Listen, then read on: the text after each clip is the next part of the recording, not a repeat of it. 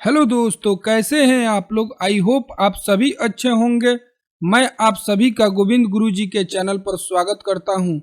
आज मैं आप सभी के लिए ईवीएस का मोस्ट इम्पोर्टेंट क्वेश्चन लेकर आया हूं। तो चलिए देखते हैं क्या दिया हुआ है। क्वेश्चन नंबर 1 में निम्नलिखित में से किस अध्यापक का कौन सा कथन लिंग पूर्वाग्रह को प्रदर्शन करता है। विद्यार्थियों, तुम सभी ने अच्छा काम किया। देखिए, इसमें विद्यार्थियों का बात हो रहा है, तो इसमें तो ये नहीं दिखाया जा रहा है कि लड़का है या लड़की है। समझ रहे हैं आप बात को। इसमें तो ये नहीं बताया जा रहा है कि तुम लड़का हो या लड़की हो। विद्यार्थियों का बात हो रहा है, ठीक है। लड़कों, तुम हमेशा शोर मचाते हो। तो देखिए, इसमें लड़कों का बात हो रहा है। लड़का ही शोर मचाता है। इसमें किस चीज का बात हो रहा है? इसमें लड़का का बात हो रहा है, यानी कि लड़का क्या कर रहा है? शोर मचा रहा है, ठीक है। लड़कों और लड़कियों, चलो हम सब एक खेल खेले। इसमें दोनों का बात हो रहा है, ठीक है। लड़का और लड़कियों दोनों का बात हो रहा है। विद्यार्थियों, मैं तुम्हारे प्रदर्शन से खुश नहीं हूं। तो इसमें भी विद्यार्थियों का बात है, इसमें दोनों आ जाएंगे, लड़का लड़की। तो इस क्वेश्चन का राइट क्या हो जाएगा? इस क्वेश्चन का right answer option number B हो जाएगा। इस क्वेश्चन का राइट आंसर क्या हो जाएगा? इस क्वेश्चन का right answer option number B हो जाएगा। लड़कों, तुम हमेशा शोर मचाते हो। यह क्या प्रदर्शन कर रहा है? लिंग पूर्वाग्रह को प्रदर्शन कर रहा है कि लड़का ही शोर मचाता है, लड़की शोर नहीं मचाती है। समझ रहे हैं बात को? लड़का ही शोर मचाता है, ठीक है। नेक्स्ट क्वेश्चन पे चलते हैं। क्वेश्चन नंबर 2 में क्या दिया है? सौर सेल के निर्माण हेतु किस पदार्थ का उपयोग किया जाता है? Lead, sodium, copper, silicon. तो इस क्वेश्चन का right answer option number D हो जाएगा। इस क्वेश्चन का राइट आंसर क्या हो जाएगा? इस क्वेश्चन का right answer option number D हो जाएगा। देखिए, यही सौर सेल है जिससे हम लोग बिजली बनाते हैं। क्या बनाते हैं? बिजली बनाते हैं, ठीक है। इसको छत पे लगा देते हैं और धूप की रोशनी से क्या होता है? बिजली बनता है। इसमें किस चीज का प्रयोग होता है? तो इसमें सिलिकॉन का प्रयोग होता है। किस चीज का प्रयोग होता है? तो सिलिकॉन का प्रयोग होता है, ठीक है। नेक्स्ट क्वेश्चन पे चलते हैं। क्वेश्चन नंबर 3 में क्या दिया है? निम्नलिखित में से कौन सा कथन लिंग रूढ़िवादिता का प्रदर्शन करता है? किस चीज का? लिंग रूढ़िवादिता का प्रदर्शन करता है। समानतः लड़कियां लड़कों से बेहतर खाना बनाती हैं। एशियाई लोग खेल में अच्छे नहीं होते हैं। समानतः लड़कों की तुलना में लड़कियों का पेशीय द्रव्यमान कम होता है। लड़कों एवं लड़कियों ने कुश्ती में हिस्सा लिया। तो देखिए, इसमें क्या दे रहा है? लड़कों एवं लड़कियों ने कुश्ती में हिस्सा लिया। इसमें दोनों का बात हो रहा है, तो ये तो होगा नहीं। लड़कों की तुलना में लड़कियों का पेशीय द्रव्यमान कम होता है, तो ये भी नहीं होगा। किस लिए नहीं होगा? क्योंकि बोल रहा है कि लड़कों की तुलना में लड़कियों की पेशीय द्रव्यमान कम होता है। ये कोई जरूरी नहीं है, दोनों का बराबर भी हो सकता है, ठीक है। एशियाई लोग खेल में अच्छे नहीं होते हैं। देखिए, एशियाई लोग का बात हो रहा है यहाँ पे। पूरे के पूरे एशियाई लोग का बात हो रहा है। इसमें लड़का लड़की का कहीं बात नहीं हो रहा है। लेकिन ऑप्शन नंबर ए में देखिए, लड़कियां लड़कों से बेहतर खाना बनाती है। तो क्या आप मानते हैं कि लड़कियां लड़कों से बेहतर खाना बनाती है? जो शेफ होता है, सब शादी विवाह में जो आता है सब खाना बनाने के लिए, वो सब तो बहुत अच्छा खाना बनाता है लोग। तो ऐसा बात नहीं कि लड़कियां ही खाना अच्छा बनाती हैं, ठीक है। तो इसलिए इस क्वेश्चन का राइट आंसर क्या हो जाएगा? इस क्वेश्चन का राइट आंसर ऑप्शन नंबर ए हो जाएगा, जिसमें लिंग रूढ़िवादिता का प्रदर्शन हो रहा है। समानतः लड़कियां लड़कों से बेहतर खाना बनाती है। इसमें क्या हो रहा है? लिंग रूढ़िवादिता का प्रदर्शन हो रहा है। यही राइट आंसर हो जाएगा, ठीक है। नेक्स्ट क्वेश्चन पे चलते हैं। क्वेश्चन नंबर 4 में क्या दिया है? नर चिड़िया बहुत सारे सुंदर बुनावट वाले घोंसला बनाते हैं और मादा चिड़िया इनमें से सबसे बढ़िया घोंसला अपने अंडे देने के लिए चुनती है। वो कौन सी चिड़िया है? बाया या जुल्हा चिड़िया, पख्ता, दर्जनी चिड़िया, शक्कर खोड़ा। तो देखिए, इस क्वेश्चन का राइट आंसर ऑप्शन नंबर ए हो जाएगा। इस क्वेश्चन का राइट आंसर क्या हो जाएगा? इस क्वेश्चन का राइट आंसर ऑप्शन नंबर ए हो जाएगा, बाया या जुल्हा चिड़िया। इसको बीवर भी बोलते हैं। इसको क्या बोलते हैं? बीवर चिड़िया भी बोलते हैं, ठीक है। आप लोग बताइए कि पख्ता कहाँ पे अपना घोंसला बनाता है? पख्ता मेहंदी के मेड़ में और कैक्टस के कांटों में अपना घोंसला बनाता है, ठीक है। पख्ता कहाँ पे घोंसला बनाता है? मेहंदी के मेड़ और कैक्टस के कांटों में, ठीक है। तो इस क्वेश्चन का राइट आंसर क्या हो जाएगा? इस क्वेश्चन का राइट आंसर ऑप्शन नंबर ए हो जाएगा। बाया और जुलाहा चिड़िया या बीबर चिड़िया, जो नर चिड़िया होता है वो बहुत सारा घोंसला बनाता है और मादा चिड़िया आती है जो उसको पसंद आता है, उसी में अपना क्या करती है? अंडा देती है। देखिए यही होता है बीवर चिड़िया या बाया या जुल्हा चिड़िया, जो भी बोल दिया जाए, यही होता है। देखिए इन लोगों का घोंसला भी कितना सुंदर होता है। ठीक है, नेक्स्ट क्वेश्चन पे चलते हैं। क्वेश्चन नंबर 5 में क्या दिया है? निम्नलिखित में से कौन से कीट समूहों में रहते हैं और उन सभी की विशिष्ट भूमिकाएं बटी हुई है? मधुमक्खी, चींटियां, मकड़ी, ततैया, दीमक, चींटियां, चींटियां, मच्छर, मकड़ी, मधुमक्खी, घर में पाए जाने वाली मक्खी, दीमक। तो देखिए इस क्वेश्चन का राइट आंसर क्या हो जाएगा? इस क्वेश्चन का right answer option number B हो जाएगा। इस क्वेश्चन का राइट आंसर क्या हो जाएगा? इस क्वेश्चन का right answer option number B हो जाएगा। ततैया, दीमक और चींटियां ये सभी के सभी क्या होते हैं? समूह में रहते हैं। ठीक है, ये सभी के सभी क्या होते हैं? समूह में रहते हैं। ठीक है, एक साथ रहते हैं। ठीक है, नेक्स्ट क्वेश्चन पे चलते हैं। क्वेश्चन नंबर 6 में क्या दिया है? फूलों की पहचान कीजिए। केवल रात में ही खिलता है, औषधि बनाने के काम में लाया जाता है, रंगाई के काम में लाया जाता है, पूरे वर्ष भर खिलता है। गुड़हल, गेंदा, गुलाब, धतूरा, रात रानी, गुड़हल, गेंदा, गुलाब, चमेली, गुलाब, धतूरा, गुलदाउदी, सदाबहार, धतूरा, गुलाब, गुलदाउदी। तो देखिए इस क्वेश्चन का राइट आंसर क्या हो जाएगा? इस क्वेश्चन का right answer option number B हो जाएगा। इस क्वेश्चन का राइट आंसर क्या हो जाएगा? इस क्वेश्चन का right answer option number B हो जाएगा। रात रानी, गुड़हल, गेंदा और गुलाब ये सब क्या होते हैं? बारहों मास खिलते रहते हैं, पूरे वर्ष भर खिलते रहते हैं। ठीक है, इनसे औषधि भी बनाया जाता है, रंगाई के काम में भी लाया जाता है और ये रात में भी खिलते हैं। ठीक है, नेक्स्ट क्वेश्चन पे चलते हैं। क्वेश्चन नंबर 7 में क्या दिया है? मधुमक्खी के छाते में मधुमक्खियों के बारे में निम्नलिखित में से कौन सा कथन सही नहीं है? देखिए यहाँ पे निगेटिव पूछ रहा है। क्या पूछ रहा है? यहाँ पे निगेटिव पूछ रहा है कि सही नहीं है। ठीक है, आगे बढ़ते हैं। केवल रानी मक्खी ही अंडे देती है, ये बात सही है कि केवल रानी मक्खी ही अंडे देती है। ठीक है, श्रमिक मक्खी काम करने वाली नर मक्खी होती है। देखिए नर मक्खी काम करने वाला नहीं होता, नर मक्खी तो बहुत ही कम होता है, काम करने वाला तो मक्खी ही होता है, जो मादा मक्खी होता है वही काम करता है। ठीक है, आगे बढ़ते हैं। छत्ते में कुछ नर मक्खियाँ होती है, ये भी बात सही कि छत्ते में क्या होती हैं? कुछ नर मक्खियाँ होती हैं, ज़्यादा नर मक्खी नहीं होता है सब। ठीक है, छत्ते में केवल एक ही रानी मक्खी होती है, ये भी बात सही है कि छत्ते में केवल एक ही रानी मक्खी होती है जो क्या करती है? अंडे देने का काम करती है। तो निगेटिव क्वेश्चन है, तो इसका राइट आंसर क्या हो जाएगा? इसका right answer option number B हो जाएगा। श्रमिक मक्खी काम करने वाली नर मक्खी होती है। ठीक है, यही इसका राइट आंसर हो जाएगा। नर मक्खी तो बहुत कम होती है। ठीक है, काम करने वाला मादा मक्खी ही होती है, नर मक्खी नहीं होता है सब। ठीक है, तो इसलिए इस क्वेश्चन का right answer option number B हो जाएगा। नेक्स्ट क्वेश्चन पे चलते हैं। क्वेश्चन नंबर 8 में क्या दिया है? निम्नलिखित में से कौन सा समूह फलों का है? ठीक है, आलू, बैगन, आम, केला, बैगन, सेब, टमाटर, केला, अदरक, केला, भिंडी, आलू। तो इस क्वेश्चन का राइट आंसर क्या हो जाएगा? इस क्वेश्चन का right answer option number B हो जाएगा। इस क्वेश्चन का राइट आंसर क्या हो जाएगा? इस क्वेश्चन का right answer option number B हो जाएगा। केला, बैगन और सेब ये सब किसके समूह में आते हैं? फलों के समूह में आते हैं। ठीक है, केला, बैगन और सेब। ठीक है, नेक्स्ट क्वेश्चन पे चलते हैं। क्वेश्चन नंबर 9 में क्या दिया है? भारत के अनेकों इलाकों में पाई जाने वाली बावड़ियों के संबंध में कौन सा कथन सही नहीं है? देखिए यहाँ पे फिर से पूछ रहा है, सही नहीं है, निगेटिव क्वेश्चन है। ठीक है, तो आगे बढ़ते हैं। क्या दिया है? ये जल संरक्षण की पारंपरिक व्यवस्था है। ये बात सही है कि ये जल संरक्षण की पारंपरिक व्यवस्था है। ठीक है, बावड़ी जो होता था ये ज्यादातर आप राजस्थान की तरफ देखिएगा, जहाँ पानी का बहुत कमी होता था वहाँ पे लोग बावड़िया बनाते थे। ठीक है, और ये जल संरक्षण, बारिश का पानी को इकट्ठा कर लिया जाता था इसमें। ठीक है, और जब पानी का कमी होता था तो इसका पानी का उपयोग किया जाता था। ठीक है, बावड़ियों का जल पीने के लिए उपयोग में नहीं लाया जाता है। देखिए यहाँ पे नहीं लाया जाता है, तो भाई इकट्ठा किस लिए किया जाता है? जब पीने का काम ही में नहीं लाया जाता है तो किस लिए इकट्ठा किया जाता है? उसको इकट्ठा इसीलिए किया जाता था कि जब पानी की कमी होती थी तो पिया जाता था। ठीक है, जो भी राहगीर होते थे, जाते थे तो उस बावड़ी से पानी निकाल कर पीते थे।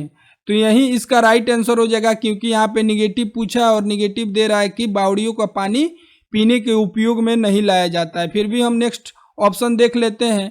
यह जल वर्षा संग्रह एवं पुनः अवशोषण के सिद्धांत पर आधारित है, ये बात सही है। इनका उपयोग सामुदायिक संसाधन के रूप में किया जाता है, ये भी बात सही है। तो इस क्वेश्चन का राइट आंसर क्या हो जाएगा? इस क्वेश्चन का right answer option number B हो जाएगा कि बावड़ियों का जल पीने के उपयोग में नहीं लाया जा सकता है। ठीक है, तो इस क्वेश्चन का राइट आंसर क्या हो जाएगा? ऑप्शन नंबर बी हो जाएगा। नेक्स्ट क्वेश्चन पे चलते हैं। क्वेश्चन नंबर 10 में क्या दिया है? एक रेलगाड़ी अहमदाबाद से त्रिवेंद्रम की ओर जाते हुए कई सुरंगों से गुजरती है। ये सुरंग किन पहाड़ियों में है? पूर्वी घाटी, पश्चिमी घाटी, हिमालय, अरावली। तो इस क्वेश्चन का राइट आंसर क्या हो जाएगा? इस क्वेश्चन का right answer option number B हो जाएगा, पश्चिमी घाटी। इस क्वेश्चन का राइट आंसर क्या हो जाएगा? इस क्वेश्चन का right answer option number B, पश्चिमी घाटी हो जाएगा। ठीक है, नेक्स्ट क्वेश्चन पे चलते हैं। क्वेश्चन नंबर 11 में क्या दिया है? निम्नलिखित में से कौन सा कथन हाथियों के बारे में सही है? ठीक है, हाथियों के झुंड में केवल मादा हाथी और बच्चे होते हैं। ये बात सही है कि हाथियों के झुंड में केवल मादा हाथी और बच्चे होते हैं। ठीक है, नर हाथी चारों ओर अकेले ही घूमता है। ये भी बात सही है कि नर हाथी चारों ओर अकेले ही घूमता है। ठीक है, तो ऑप्शन देखते हैं। ए और आर दोनों सही हैं और आर ए की सही व्याख्या करता है। ये नहीं होगा क्योंकि इससे कोई रिलेटेड है ही नहीं है। ठीक है, ए और आर दोनों सही हैं लेकिन आर ए की सही व्याख्या नहीं करता है। तो हाँ, इस क्वेश्चन का यही राइट आंसर हो जाएगा कि ए और आर दोनों सही हैं लेकिन आर ए की सही व्याख्या नहीं करता है। दोनों के दोनों सही हैं, ऐसा बात नहीं कि गलत है, दोनों के दोनों सही हैं, लेकिन आर ए की व्याख्या तभी न करेगा जब इससे कुछ कनेक्शन होगा, लेकिन आर जो है ए की व्याख्या नहीं कर रहा है। ठीक है, नर हाथी चारों तरफ क्या होते हैं? वो अकेले घूमते हैं, जब बड़े हो जाते हैं तो झुंड छोड़ देते हैं। ठीक है, आगे बढ़ते हैं। क्वेश्चन नंबर 12 में क्या दिया है? नीचे कक्षा 5 के 4 बच्चों की खून की जांच रिपोर्ट में उनके हेमोग्लोबिन स्तर के बारे में बताया गया है। अमन में कितना है? 8 ग्राम प्रति डेसीलीटर। राधिका में कितना है? 10 ग्राम प्रति डेसीलीटर। सुरजीत में कितना है? 14 ग्राम प्रति डेसीलीटर। मरिया में कितना है? 6 ग्राम प्रति डेसीलीटर। क्या पूछ रहा है? इनमें से किन बच्चों में रक्त अल्पता यानी अनेमिया की कमी है? ठीक है, तो आप लोग पहले ये जान लीजिए कि महिलाओं में कहां से कहां तक हेमोग्लोबिन का स्तर होता है। तो महिलाओं में हेमोग्लोबिन का स्तर 12 से लेकर 15 के बीच में होता है और पुरुषों में हेमोग्लोबिन का स्तर 13 से लेकर 17 के बीच में होता है। तो आप लोग देखिए कि सुरजीत तो क्या है? एक पुरुष है और इसमें हेमोग्लोबिन का स्तर कितना है? 14 है, यानी 13 से 17 के बीच में है, तो ये तो सही है। लेकिन अमन में भी कमी है, राधिका में भी कमी है और मरिया में भी कमी है। तो इस क्वेश्चन का राइट आंसर क्या हो जाएगा? इस क्वेश्चन का right answer option number D हो जाएगा। इस क्वेश्चन का राइट आंसर क्या हो जाएगा? ऑप्शन नंबर डी हो जाएगा। अमन, राधिका और मरिया तीनों में क्या है? अनेमिया है। तीनों में क्या है? रक्त अल्पता यानी अनेमिया है। हेमोग्लोबिन का स्तर इसमें क्या है? कम है। ठीक है, नेक्स्ट क्वेश्चन पे चलते हैं। क्वेश्चन नंबर 13 में क्या दिया है? चिड़ियों की आंखों के बारे में निम्नलिखित में से कौन सा कथन सही है? ठीक है, S1 में दिया है सभी चिड़िए के अपने सिर के दोनों तरफ आंख होते हैं। देखिए, ये बात गलत है। उल्लू को आप लोग देखे होंगे, उल्लू का आंख जो होता है सामने होता है। उल्लू का आंख कहाँ होता है? सामने होता है। उल्लू का आंख सामने होता है। तो ये बोल रहा है कि सभी चिड़ियों का आंख क्या होता है? सिर के दोनों तरफ होता है। तो ये तो बात सही नहीं है। चिड़िया दो भिन्न भिन्न वस्तुओं पर एक ही समय में दृष्टि केंद्रित नहीं कर पाती है, ये भी बात गलत है। देखिए, चिड़िया जो होती है, चिड़िया का जो आंख होता है एक इस साइड होता है, एक इस साइड होता है। वो एक ही समय में दो ऑब्जेक्ट पर अपने दृष्टि को केंद्रित कर सकती है। ठीक है, एक ही समय में दो वस्तुओं को अपने दृष्टि को क्या कर सकती है? केंद्रित कर सकती है। तो ये भी बात गलत है। तो इस क्वेश्चन का राइट आंसर क्या हो जाएगा? इस क्वेश्चन का right answer option number D हो जाएगा। S1 और S2 दोनों के दोनों क्या है? गलत है। इस क्वेश्चन का राइट आंसर क्या हो जाएगा?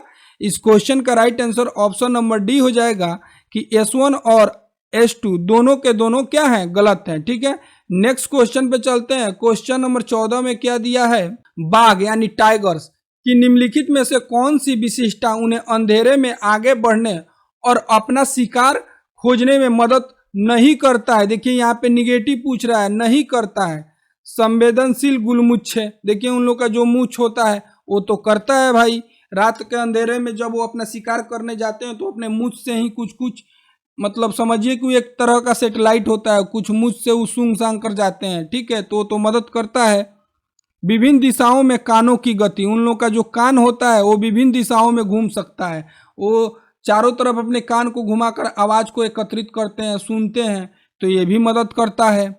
जोर की गर्जन, ठीक है, सुनने की तीव्र अभ्यास, ये भी मदद करता है। कोई भी आवाज को सुन सकता है तो जान जाएगा कि आप उसका शिकारी कहाँ है, वो शिकारी को क्या करेगा, अपना शिकार करने के लिए चल देगा। लेकिन जोर का गर्जन, आप जोर जोर से चिल्लाइएगा तो शिकारी क्या करेगा, वहां से जो भी शिकारी है उसका वो भाग जाएगा, तो यही मदद नहीं करता है। जोर का गर्जन क्या करेगा, मदद नहीं करेगा शिकार करने में, ठीक है। जब बाघ जोर जोर से चिल्लाएगा, जोर जोर से गर्जन करेगा तो उसका शिकारी क्या होगा, वो समझ लेगा कि अगल बगल में बाघ है, वो भाग जाएगा।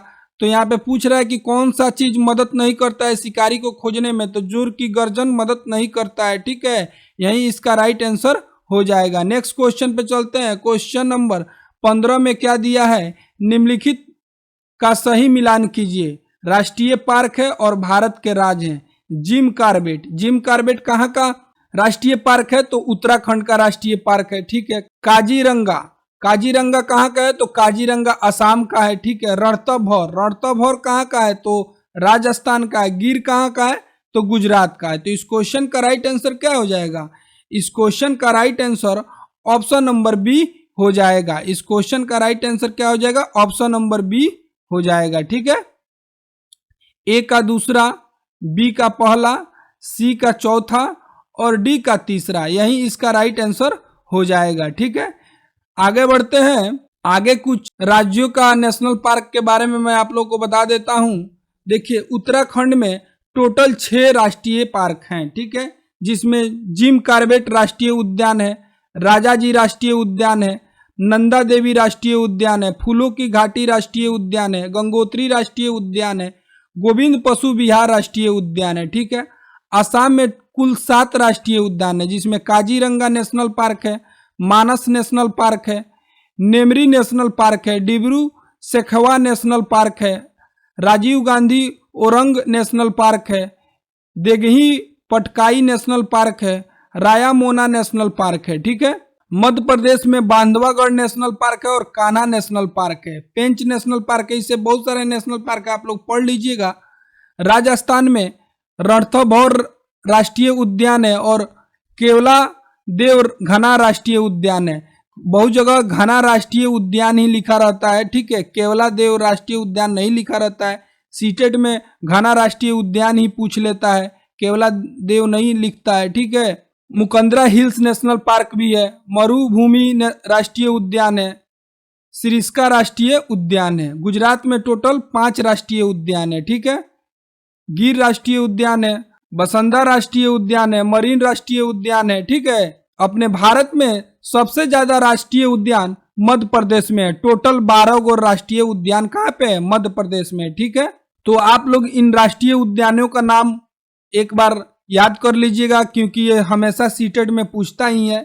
और मैं इसमें से इम्पोर्टेंट बता देता हूं कि इम्पोर्टेंट कौन कौन सा है। तो राजस्थान का रणथंभौर राष्ट्रीय उद्यान और घाना राष्ट्रीय उद्यान, ये आप लोगों को हमेशा सीटेट में पूछता है, इसको याद कर लीजिए। गुजरात का गिर राष्ट्रीय उद्यान हमेशा पूछता है।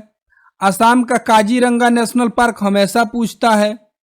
मध्य प्रदेश का बांधवागढ़ राष्ट्रीय उद्यान हमेशा पूछता है और कान्हा राष्ट्रीय उद्यान हमेशा पूछता है। उत्तराखंड का जिम कार्बेट राष्ट्रीय उद्यान हमेशा पूछता है। इतना सारा जो मैंने अभी बताया ये हमेशा पूछता ही पूछता है, तो कम से कम इन लोगों का तो आप नाम याद ही कर लीजिएगा जितने पे मैंने टिक किया है, ठीक है। आगे बढ़ते हैं। क्वेश्चन नंबर 16 में क्या दिया है, जब पर्यावरण अध्ययन के शिक्षक अपने बच्चों को चिड़ियाघर लेकर जाते हैं तो वह किस उद्देश्य की पूर्ति करना चाहते हैं। बच्चों को जानवरों के संरक्षण के प्रति संवेदनशील बनाना, बच्चों को मजेदार तरीके से सिखाने का मौका देना, वास्तविक जीवन की परिस्थितियों और कक्षा का विधार्जन के बीच परस्पर संबंध स्थापित करना, बच्चों में पशुओं को पालने के कौशल को विकसित करना। तो देखिए इस क्वेश्चन का राइट आंसर क्या हो जाएगा, इस क्वेश्चन का right answer option number C हो जाएगा कि वास्तविक जीवन की परिस्थितियों और कक्षा के विधार्जन के बीच परस्पर संबंध स्थापित करना। ठीक है, एक टीचर चिड़ियाघर में क्यों ले जा रहा है बच्चों को, किस उद्देश्य की पूर्ति के लिए ले जा रहा है, तो वास्तविक जीवन की परिस्थितियों और कक्षा के विधार्जन के बीच परस्पर संबंध स्थापित करने के लिए वो ले जा रहा है। ठीक है, तो इसके लिए इस क्वेश्चन का right answer option number C हो जाएगा। नेक्स्ट क्वेश्चन पे चलते हैं। क्वेश्चन नंबर 17 में क्या दिया है, रमेश अपनी कक्षा 5 की पर्यावरण अध्ययन की कक्षा में खोजपूर्ण प्रश्न पूछता है। उपयुक्त उद्देश्य विद्यार्थियों के किस कौशल के विकास का नहीं है। देखिए यहाँ पे फिर से निगेटिव क्वेश्चन पूछ रहा है। ठीक है, प्रदर्शन कौशल, अवलोकन कौशल, रचनात्मक कौशल, श्रवण कौशल। तो इस क्वेश्चन का राइट आंसर क्या हो जाएगा, इस क्वेश्चन का राइट आंसर ऑप्शन नंबर ए हो जाएगा। इस क्वेश्चन का राइट आंसर क्या हो जाएगा, इस क्वेश्चन का राइट आंसर ऑप्शन नंबर ए हो जाएगा, प्रदर्शन कौशल। देखिए खोजपूर्ण प्रश्न पूछ रहा है, क्या पूछ रहा है, तो खोजपूर्ण प्रश्न पूछ रहा है। खोजपूर्ण प्रश्न से क्या होगा, अवलोकन विकास होगा, रचनात्मक विकास होगा और श्रवण कौशल। जब प्रश्न पूछेगा तो बच्चा सुनेगा ही, तो उससे श्रवण कौशल का भी विकास होगा। लेकिन प्रदर्शन का कोई चीज तो यहाँ हो नहीं रहा है, पूछ रहा है प्रश्न, खोजपूर्ण प्रश्न पूछ रहा है, तो उसमें प्रदर्शन कौशल का कहाँ से विकास होगा।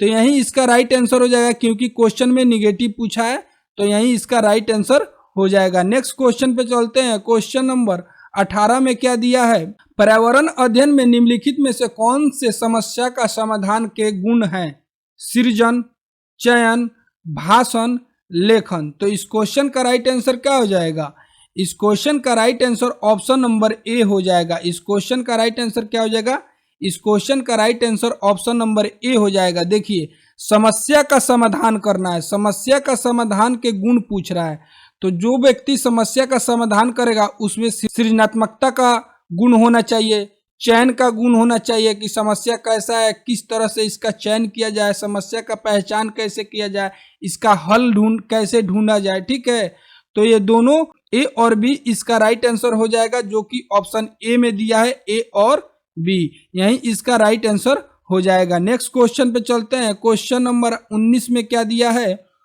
एक ईबीएस के शिक्षक द्वारा प्रयुक्त होने वाली भाषा। क्या पूछ रहा है, एक ईबीएस का शिक्षक का प्रयुक्त होने वाला भाषा पूछ रहा है। अब भाषा पूछ रहा है कि जो ईबीएस का शिक्षक है उसका भाषा कैसा होना चाहिए, उसका भाषा अमेरिकन भाषा तो नहीं होना चाहिए, उसका भाषा फारसी तो नहीं होना चाहिए, उसका भाषा बंगाली तो नहीं होना चाहिए, उसका भाषा कैसी होनी चाहिए, उसका भाषा जो बच्चों के घर में बोली जा रही है वैसा होना चाहिए, तब ना बच्चा सीख पाएगा। बच्चा घर पे भोजपुरी सीख क्या रहा है, आप उसको लगे फारसी में पढ़ाने, बंगाली में पढ़ाने, उर्दू में पढ़ाने, तो क्या बच्चा सीख पाएगा, तो नहीं।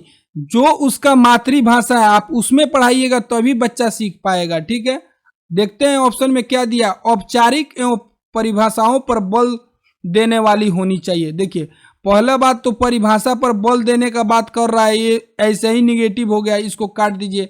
कभी भी हमको परिभाषा पर बल नहीं देना है, तो ये कट जाएगा यहीं से। बच्चों के लिए कठिन होनी चाहिए, देखिए कठिन का बात दे रहा है, इसको भी काट दीजिए, ताकि वो समझ ना पाए। जब समझ ही नहीं पाएंगे तो क्या पढ़ेंगे, जब आपकी भाषा वो समझ ही नहीं पा रहे हैं तो क्या बच्चा सीख पाएगा जो आप सिखाएंगे, नहीं। बच्चे की दैनिक रोजमर्रा की भाषा से संबंधित होनी चाहिए। हाँ, तो इस क्वेश्चन का यही राइट आंसर हो जाएगा ऑप्शन नंबर सी, कि बच्चे की दैनिक रोजमर्रा की भाषा से क्या होनी चाहिए, संबंधित होनी चाहिए। ठीक है, तो यही इसका राइट आंसर हो जाएगा। नेक्स्ट क्वेश्चन पे चलते हैं। क्वेश्चन नंबर 20 में क्या दिया है, आकर्षक एवं प्रासंगिक अनुदेशात्मक सामग्री का उपयोग सहायक है क्योंकि वे सभी ज्ञान इंद्रियों को सक्रिय करते हैं, अधिगम को अधिक अर्थपूर्ण बनाते हैं, शिक्षक को शिक्षण अधिगम प्रक्रिया में सहायता करते हैं, विद्यार्थियों का ध्यान आकर्षित करते हैं। तो इस क्वेश्चन का राइट आंसर क्या हो जाएगा, इस क्वेश्चन का राइट आंसर ऑप्शन नंबर ए हो जाएगा कि सभी ज्ञान इंद्रियों को सक्रिय करते हैं। क्या करते हैं, सभी ज्ञान इंद्रियों को सक्रिय करते हैं, यही इसका राइट आंसर हो जाएगा ऑप्शन नंबर ए इसका राइट आंसर हो जाएगा। सभी ज्ञानेंद्रियों को सक्रिय करते हैं। नेक्स्ट क्वेश्चन पे चलते हैं। क्वेश्चन नंबर 21 में क्या दिया है, ईवीएस के शिक्षण में न्यूनतम महत्वपूर्ण क्रियाकलाप की पहचान कीजिए। किस चीज का पहचान करना है, न्यूनतम महत्वपूर्ण क्रियाकलाप, सबसे कम महत्वपूर्ण जो क्रियाकलाप है उसका पहचान करना है। विद्यार्थियों से परिचर्चा, देखिए आप वाद विवाद कर रहे हैं, ठीक है, परिचर्चा करवा रहे हैं, ठीक है, विचार विमर्श कर रहे हैं, तो ये बहुत अच्छी बात है, ठीक है। कार्य पत्रों पर चित्रों और रूपरेखा को बनवाना, ये भी बहुत अच्छी बात है, ठीक है। अवज्ञाकारी विद्यार्थियों को सजा देना, देखिए यहाँ पे सजा देने का बात बोल रहा है। कभी भी आप जानते हैं कि कभी भी हम लोग को बच्चों को क्या करना है, पीटना नहीं है, लेकिन यहाँ पे बात बोल रहा है कि विद्यार्थियों को सजा देना। अवज्ञाकारी जो बात नहीं सुन रहा है उस बच्चे को आप सजा दें, तो यही सबसे न्यूनतम महत्वपूर्ण क्रियाकलाप है, ठीक है। तो यही इसका राइट आंसर हो जाएगा। इसका right answer option number C हो जाएगा, अवज्ञाकारी विद्यार्थियों को सजा देना। क्या हो जाएगा, अवज्ञाकारी विद्यार्थियों को सजा देना। सजा देना क्या है, न्यूनतम महत्वपूर्ण क्रियाकलाप है। तो इसका right answer option number C हो जाएगा। नेक्स्ट क्वेश्चन पे चलते हैं। क्वेश्चन नंबर 22 में क्या दिया है, निम्नलिखित में से पर्यावरण अध्ययन पुस्तकों में पहेलियों को सम्मिलित करने का उद्देश्य को पहचानिए। देखिए पहेली को सम्मिलित करना है। पहेली को सम्मिलित करने का मेन उद्देश्य क्या होता है, बच्चों में तर्क शक्ति का विकास करना, समालोचनात्मक चिंतन का विकास करना, ठीक है। बच्चा जब पहेली करेगा, पहेली का आंसर ढूंढेगा, तो उसमें क्या होगा, तर्क का विकास होगा, तर्क शक्ति का विकास होगा, समालोचनात्मक चिंतन का विकास होगा, ठीक है। ऑप्शन देखते हैं, विद्यार्थियों को मन को भ्रमित करना। आप पहेली पूछ रहे हैं उसको भ्रमित करने के लिए, नहीं, तो ये क्या हो जाएगा, नहीं। विद्यार्थियों में तर्क क्षमता का विकास करना, हाँ, तर्क क्षमता के विकास के लिए हम लोग क्या करते हैं, पहेली करते हैं, ठीक है। विद्यार्थियों के मन को भ्रमित करना और स्वयं आनंदित होना, ये भी नहीं होगा। आप उसको भ्रमित कर दीजिए और अंदर ही अंदर खूब खुश रहिए कि हम बच्चों को भुलिया दिले बनिया है, तो ये भी नहीं होगा। विद्यार्थियों को खेल खिलाना, तो ये भी नहीं होगा। इस क्वेश्चन का right answer option number B हो जाएगा, विद्यार्थियों को तर्क क्षमता का विकास करना। पहेली का यूज हम लोग किस लिए करते हैं, विद्यार्थियों में तर्क क्षमता का विकास करने के लिए, ठीक है। नेक्स्ट क्वेश्चन पे चलते हैं। क्वेश्चन नंबर 23 में क्या दिया है, पर्यावरण अध्ययन के शिक्षण अधिगम में विद्यार्थियों द्वारा प्रश्न पूछना अत्यधिक महत्वपूर्ण है, क्योंकि ये प्रश्न संकेतक हैं। किसके संकेतक हैं, आप सोचिए कि अगर कोई बच्चा क्लास में आपसे प्रश्न पूछ रहा है, इसका मतलब क्या है कि बच्चा जागरूक है। बच्चा आपसे प्रश्न पूछ रहा है, इसका मतलब यही हुआ कि बच्चा जागरूक है, जिज्ञासु है, उसमें कुछ सीखने की ललक है, ठीक है। वो चाहता है क्लास में आए हैं तो कुछ सीख कर जाए, ये नहीं कि क्लास में आए तो चोर सिपाही खेले, ठीक है, पीछे बैठ कर सो जाए, ठीक है। तो उसमें ललक है पढ़ने के लिए, इसीलिए जो भी उसका डाउट हो रहा है वो आपसे बेझिझक पूछ ले रहा है, ठीक है। ऑप्शन देखते हैं कि विद्यार्थियों की जिज्ञासा के, ये बात सही है कि प्रश्न पूछ रहा है यानी विद्यार्थियों की जिज्ञासा के, विद्यार्थियों के समझ में अंतर के, शिक्षक की क्षमता के। देखिए शिक्षक की क्षमता नहीं होगा, शिक्षक का क्या क्षमता है नहीं है उससे हमको कोई मतलब नहीं है। शिक्षक पढ़ा रहा है, बच्चा प्रश्न पूछ रहा है, बच्चों को समझ में आ रहा है, बात खत्म, ठीक है। शिक्षक कितना क्षमता वाला है इससे हमको कोई मतलब नहीं है, ठीक है।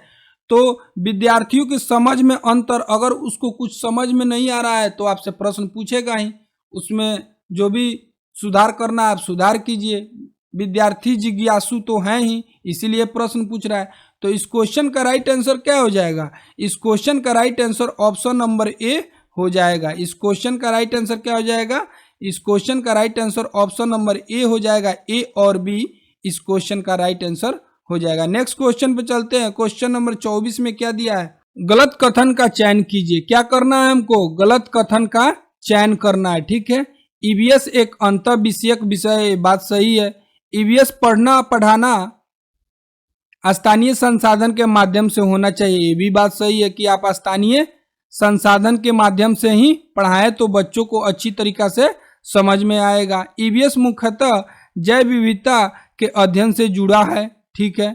कक्षा 1 और 2 में ईवीएस शिक्षण भाषा और गणित के माध्यम से होना चाहिए, ये भी बात सही है कि कक्षा 1 और 2 में किससे होनी चाहिए ईवीएस की पढ़ाई?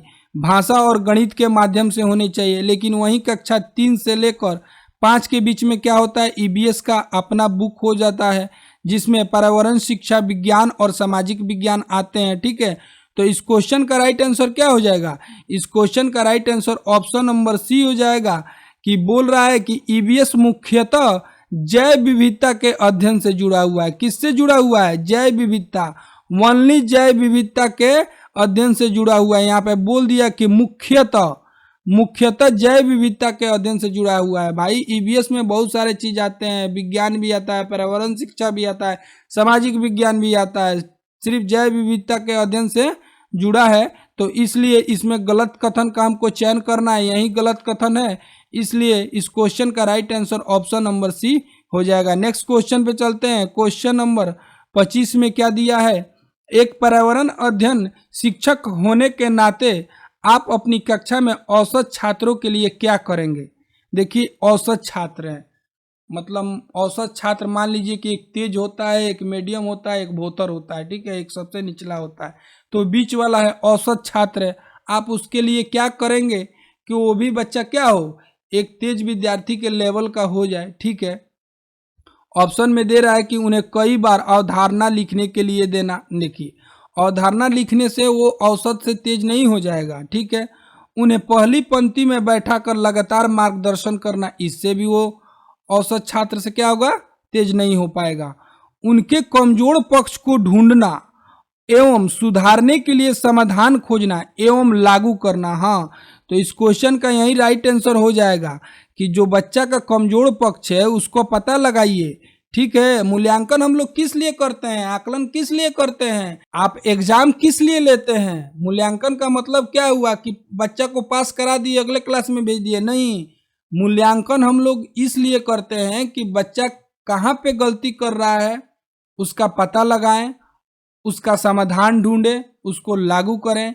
आप देख रहे थे ना तारे जमी पे, देखे होंगे, उसमें क्या हुआ था, उसमें जो था वो सभी चीज उल्टा लिख रहा था, बी को डी लिख रहा था, ठीक है, डब्लू को एम लिख रहा था, वो सब चीज उल्टा ही लिखे जा रहा था। ठीक है, किसी से पता नहीं चल रहा, लेकिन आमिर खान आ रहा है तो क्या कर रहा है, पता लगा रहा है कि भाई सब चीज उल्टा पुल्टा लिख रहा है, तो उसको बता रहा है बाबू तुम ऐसे लिखोगे, तुम सुधार करो। उसका पता कौन लगाया? टीचर लगाया। तो वहीं आपको क्या करना है, कमजोर पक्ष को ढूंढना है, उसका सुधार करना है, उसका समाधान खोजना है और उसको लागू करना है, तभी वो एवरेज बच्चा से क्या होगा, जो तेज बच्चा है उसके बराबर का हो पाएगा। ठीक है, तो इसलिए इस क्वेश्चन का right answer option number C हो जाएगा। नेक्स्ट क्वेश्चन पे चलते हैं। क्वेश्चन नंबर 26 में क्या दिया है?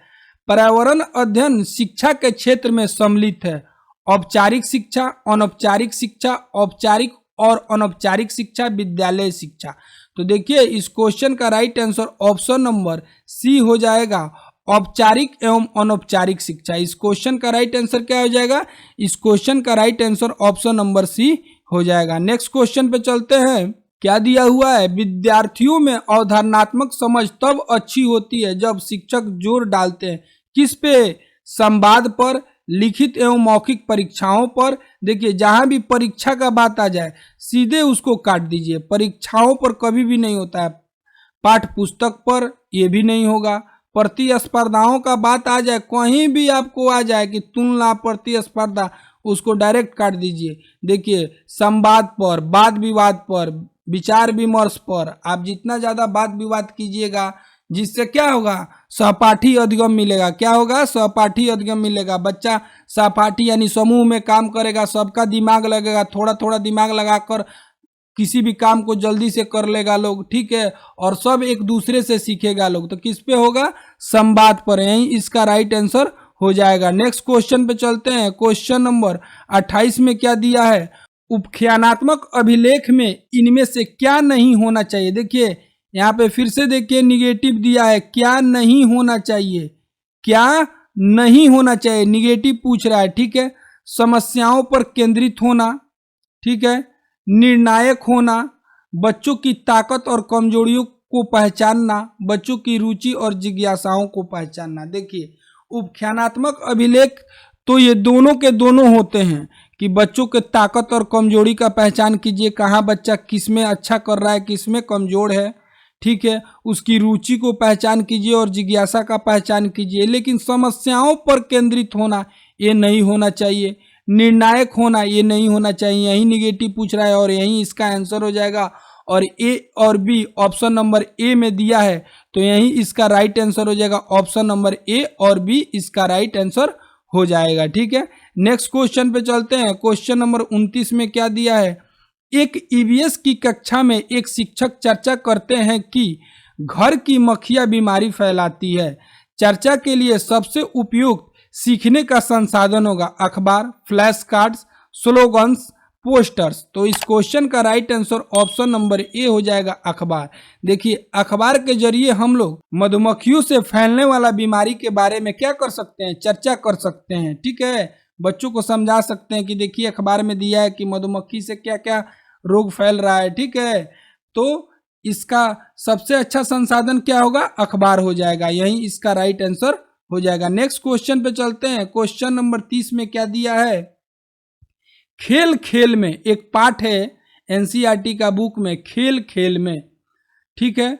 क्या बोल रहा है, पाठ पढ़ाते हुए सरिता विद्यार्थियों को खेल के मैदान में ले जाती है और उन्हें अलग अलग खेल के विभिन्न खेल खिलाती है। मीनू उसी पाठ को अलग अलग खेल के चित्र कार्ड को दिखाकर विद्यार्थी को पढ़ाती है। विद्यार्थियों में अधिकतम शामिल करने के लिए कौन सा ज्यादा प्रभावी रणनीति का प्रयोग कर रही है, ठीक है। तो क्वेश्चन पहले समझ लीजिए। एक सरिता है जो एक शिक्षिका है, वो क्या कर रही है, जो भी खेल पाठ है उसमें जो भी खेल दिए गए हैं उसमें क्या कर रही कि वो फील्ड में ले जा रही है और बच्चों से वो खेल अलग अलग दिन क्या कर रही है, खिला रही है। और एक क्या है, एक मीनू है, एक क्या है, मीनू है। ये क्या कर रही है, सारे खेल के फ्लैश कार्ड मतलब वही चित्र दिखा रही कि देखिए कबड्डी ऐसा खेला जाता है, क्रिकेट ऐसा खेला जाता है, फुटबॉल ऐसा खेला जाता है, हॉकी ऐसा खेला जाता है, ठीक है, खो खो ऐसा खेला जाता है, वो कार्ड पर ही दिखा रही है। तो पूछ रहा है कि अधिकतम शामिल करने का प्रभावी रणनीति, किस शिक्षिका की रणनीति ऐसा है जिसमें अधिकतम शामिल होंगे बच्चे। तो देखिए सरिता जो है वो खेल के मैदान में ले जा रही है, खेल के मैदान में ले जा रही है बच्चों को, तो सबसे ज्यादा बच्चे कहाँ आनंदित होंगे, खेल के मैदान में। वहां पे हर रोज अलग अलग खेल खेलेंगे तो उसको मजा भी आएगा खेल खेलने में और भागीदारी भी ज्यादा से ज्यादा होगा कि आज मेरी टीचर ये खेल खिलाने वाली है, बंक नहीं करूंगा, आज क्लास हर हाल में जाऊंगा क्योंकि आज मेरा फेवरेट खेल कबड्डी होने वाला है, क्रिकेट होने वाला है, हॉकी होने वाला है। लेकिन जो मीनू है फ्लैश कार्ड से पढ़ा रही है, फ्लैश कार्ड से कुछ बच्चा पढ़ेगा, बाकी के बच्चा जो पिछवा वाला है सब वो सब वहीं पर सो जाएगा, नहीं तो चोर सिपाही खेलना लगेगा, नहीं तो काटकूट खेलने लगेगा। काटकूट का आप लोग खेले होंगे ना, ऐसा होता है, इसमें ऐसा बना रहता है, कोनो ऐसे बनाता है, कोनो जीरो बनाता है, कोनो एक्स बनाता है, कोनो ऐसे जीरो बनाता है, वो सब खेलना स्टार्ट कर देगा सब। समझ रहे हैं बात को। तो इस क्वेश्चन का राइट आंसर क्या हो जाएगा, इस क्वेश्चन का right answer option number A Sarita हो जाएगा। इस क्वेश्चन का राइट आंसर क्या हो जाएगा, इस क्वेश्चन का right answer option number A Sarita हो जाएगा, क्योंकि सरिता जो काम कर रही है वो फील्ड में कर रही है और किसी भी चीज का प्रैक्टिकल होता है ना तो बच्चे ज्यादा से ज्यादा सीखते हैं, ठीक है। आप किसी भी चीज को लिखवा दीजिएगा कॉपी में, उससे उतना नहीं सीख पाएगा जितना उस चीज का आप प्रैक्टिकल करवा दीजिएगा। आप उसको डायरेक्ट प्रयोगशाला में या फील्ड में ले जाकर उसको प्रयोग करवा दीजिएगा, ऐसे होता है ऐसे होता है, उसमें ज्यादा बच्चा सीखता है और ज्यादा से ज्यादा बच्चा का क्या होता है, भागीदारी भी होता है। सभी के सभी बच्चे प्रेजेंट भी रहते हैं, नए नए चीज सीखने के लिए उत्सुक भी रहते हैं, ठीक है। तो इसलिए इस क्वेश्चन का राइट आंसर ऑप्शन नंबर ए हो जाएगा, ठीक है। तो आज का क्लास हमारा यहीं पे समाप्त होता है। और हाँ, एक बात और कि इस काम में बहुत ज़्यादा मेहनत भी लगता है, पीपीटी लिखना पड़ता है, फिर से पढ़ाना पड़ता है, थोड़ा बहुत गलती हो गया तो एडिट वगैरह भी करना पड़ता है। तो आप लोग ज़्यादा से ज़्यादा शेयर कीजिए। आप लोग कमेंट एक भी नहीं करते हैं, कमेंट भी कीजिए जिससे मुझे ये पता लगे कि मैं किस चीज़ में गलत कर रहा हूँ, कहाँ मुझे सुधार करना चाहिए। और लाइक भी कीजिए और सब्सक्राइब भी कीजिए। जब तक आप लोगों का सपोर्ट नहीं मिलेगा मैं आगे नहीं बढ़ूंगा। अगर आप लोगों का सपोर्ट मिलेगा तो मैं कोशिश करूंगा प्रत्येक दिन एक एक वीडियो लाने का, ठीक है। और जिन लोगों ने अभी तक टेलीग्राम और व्हाट्सएप ग्रुप ज्वाइन नहीं किया है वो जाएं, वीडियो के डिस्क्रिप्शन में मैं उसका लिंक दे दूंगा, आप लोग ज्वाइन कर लीजिए। मैं वहाँ पे बिहार 7 फेज से लेकर सभी टीचर का अपडेट रेगुलरली देता रहता हूँ, ठीक है। और इसका PDF भी मैं वहीं पे प्रोवाइड कर दूंगा। धन्यवाद।